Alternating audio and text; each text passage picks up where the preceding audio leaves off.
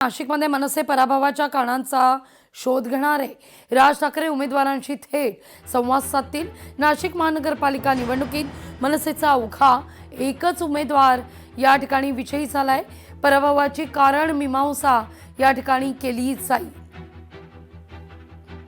अधिक माहिती घेऊया आपले प्रतिनिधी महेश माले यांच्याकडून।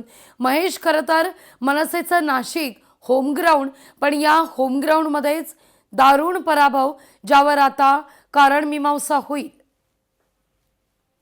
अगदी खरं लागवी। खरं तर एकेकाळी नाशिक हा मनसेचा बालेकिल्ला समजला जायचा। राज्यातील पहिली सत्ता देखील महापालिकेची राज ठाकरे यांना नाशिकनेच मिळवून दिलेली होती। मात्र यंदाच्या महापालिका निवडणुकीत जर आपण बघितलं असेल तर ठाकरे बंधूंची युती झाली, मात्र तरी देखील मनसेला अपेक्षित तसं यश मिळालेलं नाही।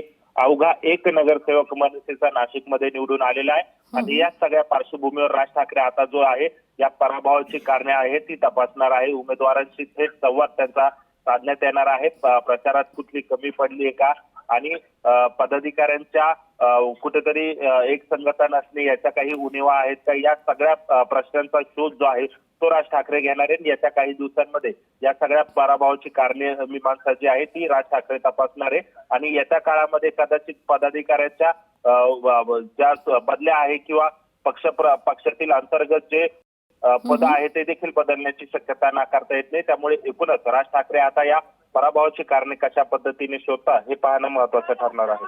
निश्चित। महेश, धन्यवाद तुम्ही दिलेल्या सविस्तर माहिती करता। भाजपा प्रवक्ते केशव उपाध्याय यांनी ठाकरेंच्या शिवसेनेवर ट्विट करत टीका केली आहे। त्यांनी काय ट्विट केलंय पाहूया आपण। आधी जे आहेत ते तरी सांभाळा। 4 वर्षांपूर्वीही अशाच पोकळ गमजा मारलेल्या होत्या, तेव्हा भुई खालून आमदार कधी निघून गेले ते कळलंच नाही। आज पुन्हा भाजपचा महापौर नको असं रडगाणं गात चमत्कार होणार असा सूर संजय राऊत आळवतायत। आता तरी वास्तव स्वीकारा, सध्या सोबत असलेले नगरसेवक सांभाळा, मग इतर मोठमोठ्या गप्पा मारा असं सुचवतायत केशव उपाध्याय। तरी मला हवालदार म्हणा अशी अवस्था का झालीये ते पहा आधी, असं केशव उपाध्यायांचं ट्विट आहे।